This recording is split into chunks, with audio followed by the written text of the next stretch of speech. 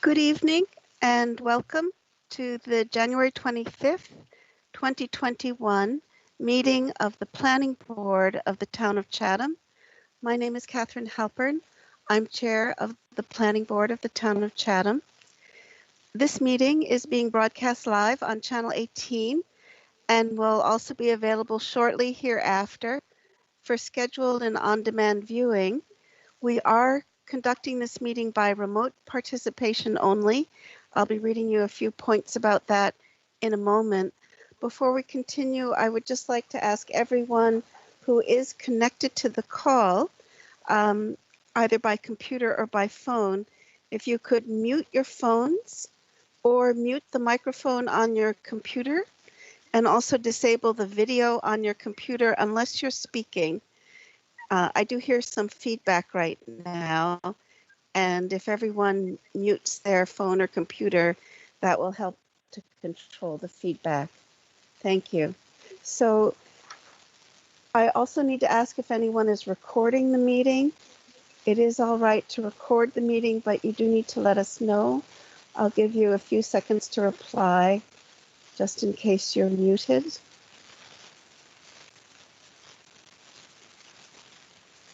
All right. So with that being said, I'll go through the points about remote participation.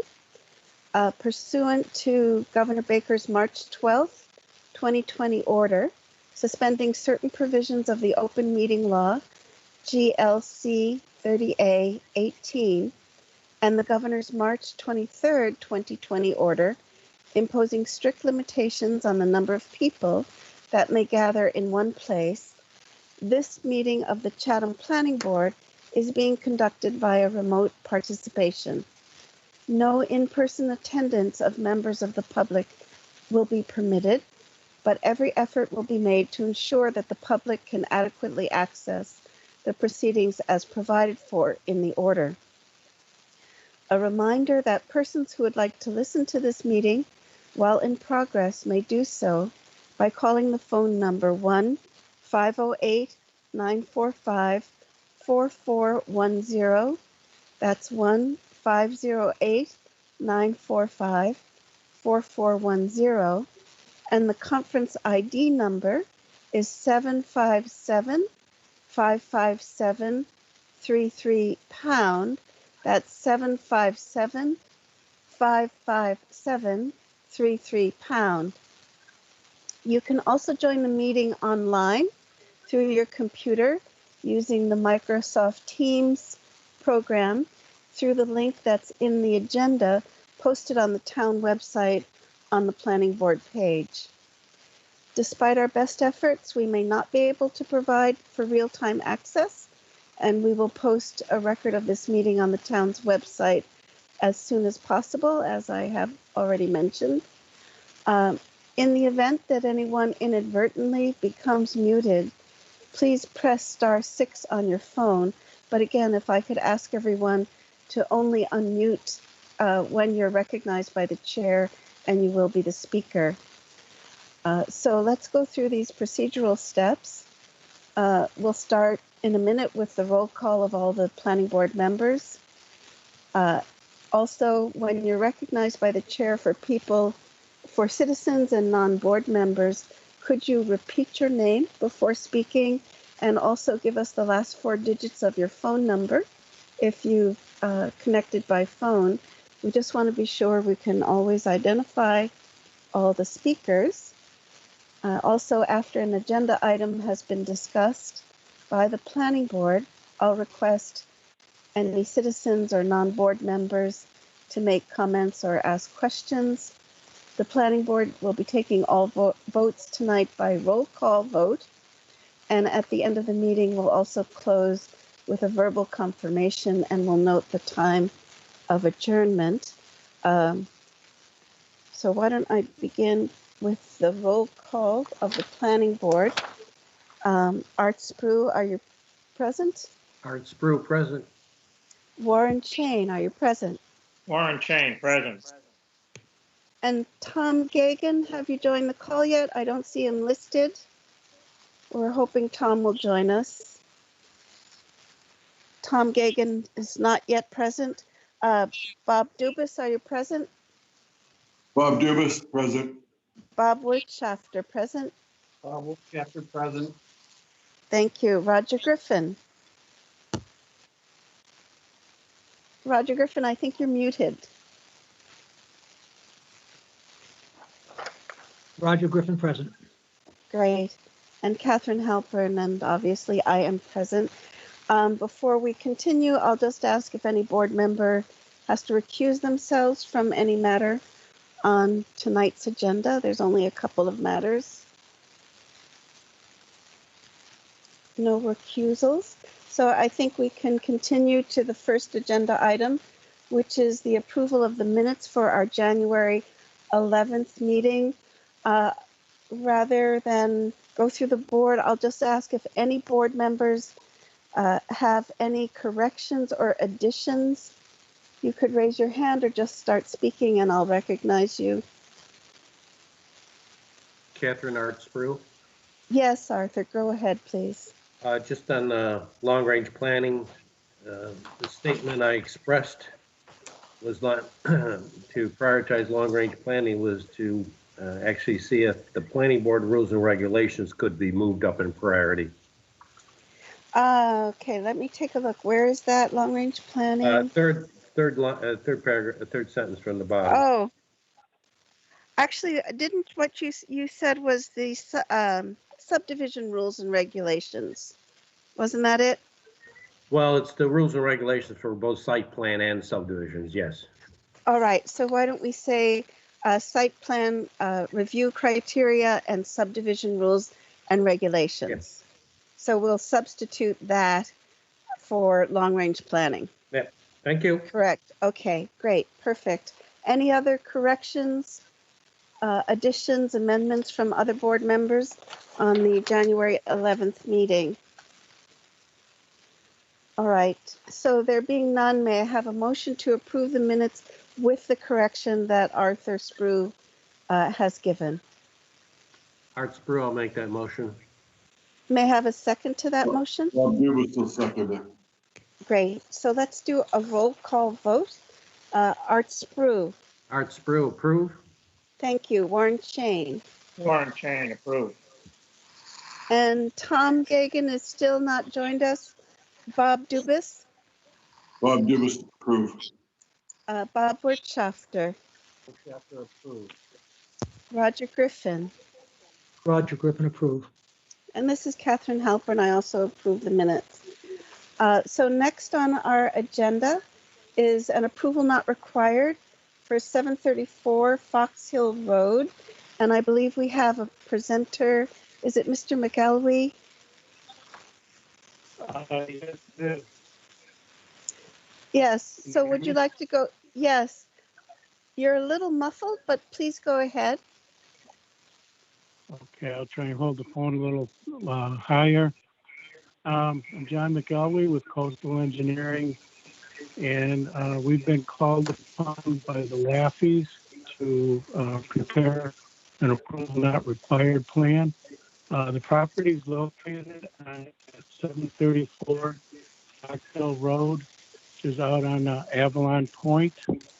The Laffeys have what we show here originated as 4 separate parcels, and as time has gone on, they've used 2 of the parcels and developed it with the house there at 734. The property is on the market, and it was discovered that there was a sideline setback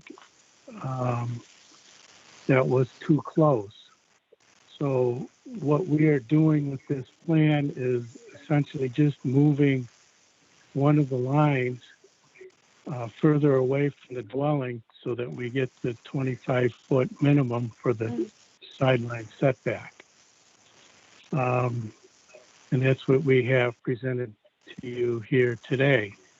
Lot 1 is still a buildable lot. It has over 294 feet of frontage. It is 41,000 square feet, of which 26,980 feet are considered buildable upland. Lot 2 is not considered buildable. It only has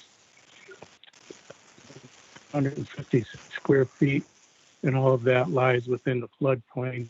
There's no buildable area. Seeing that we have adequate access on Fox Hill Road, we feel that this plan is considered an approval not required plan, and we're asking the board to do so this evening. Thank you. Thank you. Thank you, Mr. McElwee. This is Catherine Halpern. Before I ask the board questions, I just will just review. Ally's given a summary of all the points regarding this plan. It does meet the minimum, Lot 1 does meet the minimum frontage requirements. Lot 1 showed on the plan fronts Fox Hill Road, which provides safe and adequate access. And Lot 2 is identified on the plan as a lot with insufficient area to be considered a buildable lot, which is something we ask for. And Fox Hill Road has suitable widths, suitable grades, and adequate construction to provide for the needs of vehicular traffic in relation to the land abutting or served thereby. And there is a note on the plan that the existing shed on Lot 2 is to be removed. So it does seem that this meets the requirement for the approval not required. I had a simple question. It's just that on the plans that we've received, if you'll notice the locus, the key map that shows the locus, and then compare it to the plan. And then Ally also has a plot map of Chatham. It just looks to me that the shape of the land, the length of the plot runs north-south, whereas on the little locus and on Ally's plot map of Chatham, it looks like the land extends east-west. So it's just a little confusing. I'm wondering if you have an explanation of that for this parcel. Yeah, There it is. We worked on the site originally, just the dwelling site. And as we went into the A&R process, we added 2 other lots. It just didn't get updated in the locus map. So what the locus map is showing is a parcel, which is mainly the dwelling. Okay, so in other words, you're saying that there's additions to the north of what's shown on the locus map. That's correct. That's a little mistake we made. And this other map that Ally has, is that the same situation? Do you see it's on the screen now? Can you see the screen? Yes. Yeah, the parcel, which would be above the one that's highlighted, is also shown on this plan. I see. All right, great. Thanks. Just wanted to clarify that. So let me go through and just see if any of the other board members have questions or comments for you. Art Sprue? Yes, Catherine, maybe the applicant can help me out on this. I'm a little bit confused on what line is being changed, because we usually see on an A&R plan like this what the previous lot was and what the change is to. And I can't tell what the change is on this plan. I'm not questioning whether, it meets the conditions, but usually we get a little bit clarity about what was the previous lot before the A&R came before us. Can somebody clarify that for me? I can attempt to. If you look at the dwelling, there. Mr. McElwee, Hello? Yes, this is Catherine. You're fading in and out a bit when you're speaking, so maybe get closer to the phone or your microphone. Yeah. Okay. I'm gonna exception. The property, the line that we, let's see, the dwelling, there is, let's see, trying to, the area that's within the road layout, it shows there's a concrete slab, there's a little, at that lower right-hand corner, that boundary line extended down towards the water and then angled off to the water just past the house.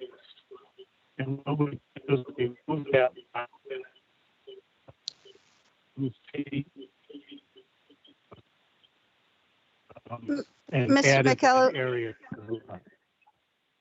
okay, Mr. McElroy, this is Catherine again. You faded out at the end there. So I'm going to repeat what I believe you said, and Ali will help me out. You're saying that the line went to the water where she's showing with the little hand, that the boundary line, and basically you're moving it to the north. Is that correct? That is correct. All right. Catherine, this is Allie. If you don't mind, I just want to make one quick comment as well. Absolutely. Please go ahead. Thanks. So we also do believe after reviewing this that these two lots were in common ownership. And we do believe that for zoning purposes, they potentially merged just because lot 2 is undersized for the zoning district and there isn't a residence or anything like that. So we do believe that this had merged. So that might, Art, help your question about where the old line was. From my professional opinion, I don't think that there is an old line anymore. Just because I do believe for zoning purposes that this has merged. So it's one lot right now, Ali, is that what you're saying? And basically it's being divided into two lots rather than moving the boundary.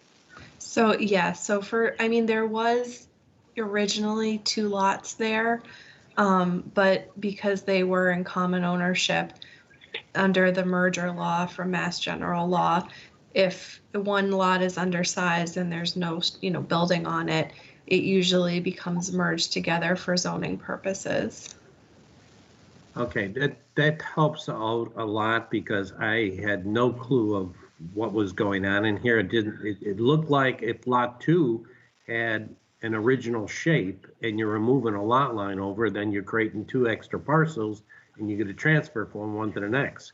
So this sort of helps clarify that what you're doing is taking a single lot and you're actually splitting it into 2 lots.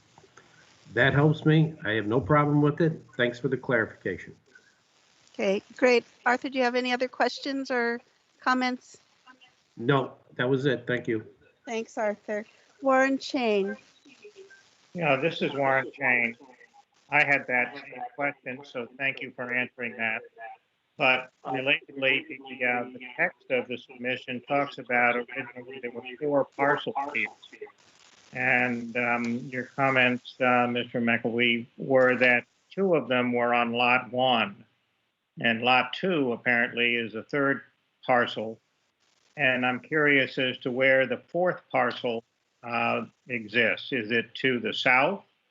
And is it I saw from the overhead photograph, the satellite photo, that is a developed property with a house on it. Is that the 4th parcel that is in common ownership?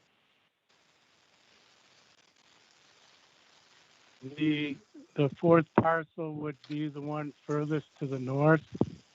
On the plan itself, I do have that division line shown and it shows as a line demarking registered land and unregistered land. It's a dashed line. It's the furthest to the north. That would be the 4th parcel.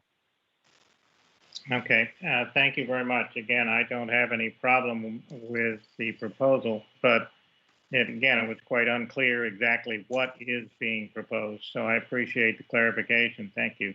No other questions. Thank you, Warren. And Tom has still not been able to join us. So Bob Dubus, did you have comments or questions? Bob Dubus, no comments, no questions. And Bob Wirtschafter. Yeah, this is Bob Chapter. I guess I'm trying to figure out if it was one parcel, why we needed to move a line, and what happens to this little parcel now as a separate parcel that I just don't understand why this is even being necessary. So somebody tell me, please. Mr. McElway, would you like to respond?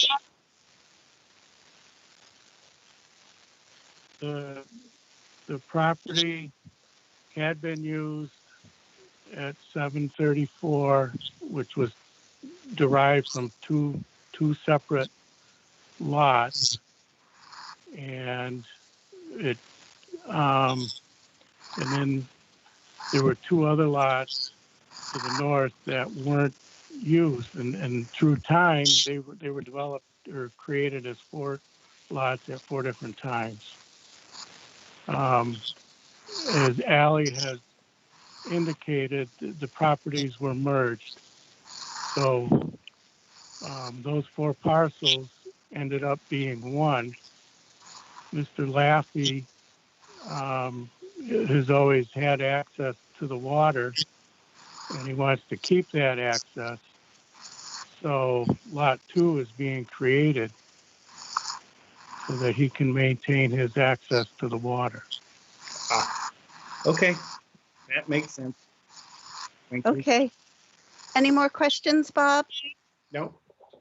Okay, great. And Roger Griffin, any questions for Mr. McElway or comments? No, I think any of the comments I had questions. I think it's been answered at this point, and I understand what they're doing, and I don't have any comments or concerns. Great. Thank you, Roger. And this is Catherine. I think my questions have also been covered. So that being said, I think what I'd like to ask is for a motion to endorse the A&R plan entitled Keith Laffey Plan of Land. Do I have a motion?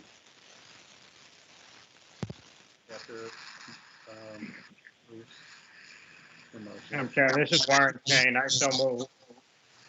All right, so Warren's made a motion to endorse the A&R plan. Do I have a second? This is Roger. I'll second that motion. All right, so let's do a roll call vote. And again, if I could ask anyone who's not speaking to again mute your microphones, we're getting a lot of feedback. So Art Sprue, Art Sprue, approve. Warren Chain, Warren Chain, approve. and Bob Dubus. Bob Dubus, you're muted. Bob Dubus, you're muted. Do you approve the endorsement of this A&R plan?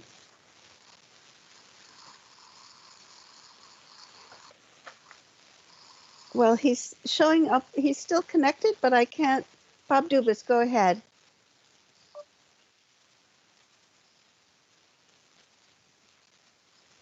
I'm going to move on to Bob Wirtschafter Yes, Bob Chapter approved.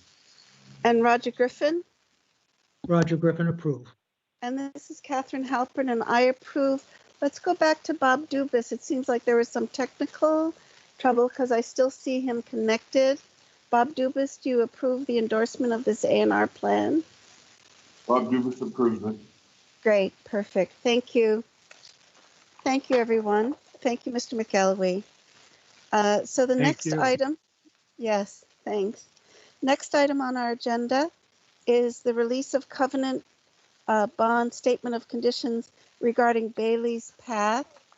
And I think we have Susan Ladu connected. Susan, would you like to go ahead? Sure. I'll try to make this simple and quick. I was here before you last October, and we've requested a release of the performance bond that's $10,000 that was being held from around 2005 for the development of Bailey's Path. And when we discussed this back in October, the board had asked about 2 different easements, and one I ended up uncovering that had been recorded in 2003, and that was over the roads in the subdivision for maintenance and operation of the water main. So that was all taken care of.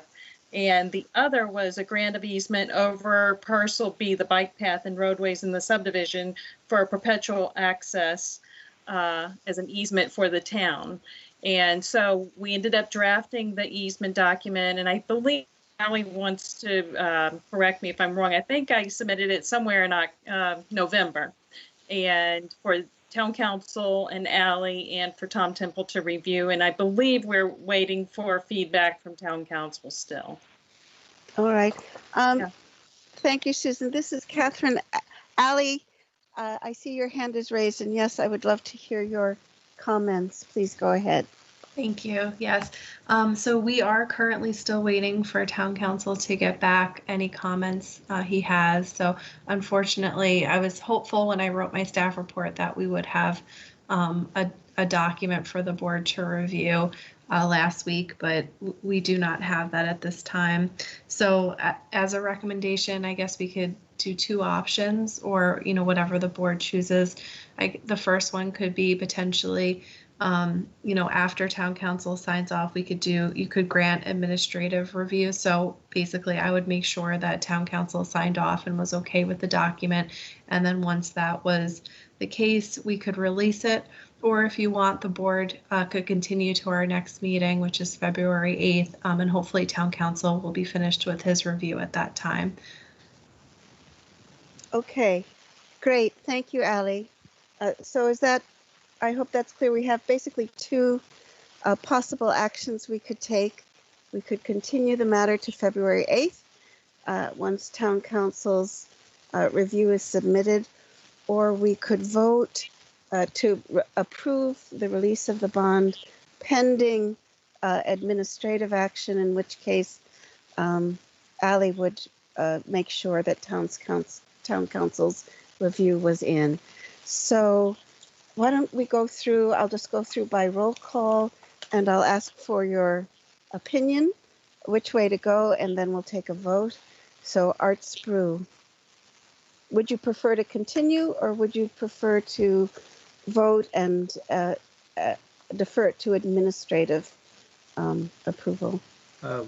Either is fine with me. I think the important thing is if we are going to defer to administrative to review, I wouldn't want to release the bond until we have an executed easement. Otherwise, Right. we don't. It's not just the review that I'm interested Right. in. I want to make sure it's executed. Administratively, you can release the bond. That's fine with me. All right. Warren Chain. This is Warren Chain. I think I'm basically saying the same thing, but I'm in favor of permitting administrative review and approval and release of the bond, but only once there is an easement that has been recorded in Barnstable. Great, thank you. So not just town council review, but an implemented easement and a recorded easement. Okay. And Tom Gagan, unfortunately, is still not joined us. I'm sorry, go ahead, Warren. No, I'm saying basically that's my opinion, because we've had some confusion over the months, years that have been involved here with whether there were easements already granted or not. And it seems to me to avoid any confusion, we just wait till it is actually recorded, but certainly permit staff review and release of the bond once it has been recorded. All right, thank you, Warren. Bob Wirtschafter. Yes, I'm totally in agreement with Warren and Art. All right, and Bob Dubus. Bob Dubus is going to jump in the chowder bowl with the rest of the gang and wait for the review and make sure it gets recorded. So, but Bob Dubus, can you clarify, would you be all right with in a sense, we would give the approval to the release of the bond tonight, pending administrative review, pending. Absolutely on board with that. Okay, great. Just wanted to clarify. Thank you. And Roger Griffin. I'm fine. I agree with Bob and Art and Warren and Bob, and obviously performing, I'm on. I agree. All right. So may I have a motion that we approve the release of the remaining amount of the bond pending town council's review of the easement and recording of the easement at Barnstable County and administrative review by Ally, administrative, what can we say, verification by Ally, our principal planner. So may I have a motion to that effect? So Roger Griffin, motion to approve. Thank you. And may I have a second? This is Warren Chain. I second. Thank you. So let's do our roll call vote. Art Spru, Art Spru, approve. Warren Chain, Warren Chain, approved. and Bob Wirtschafter. Bob Wirtschafter, approved. Bob Dubus, Bob Dubus, approve. Roger Griffin, Roger Griffin, approve. and this is Catherine Halpern. I also approve. Thank you, Susan. Okay, And thank you. Have a good night. yes, thank you. Great. So I will ask at this point if there's any public comment on any of the matters we've discussed this evening. Anyone who's joined, I'll give you a few seconds to respond in case you're on mute.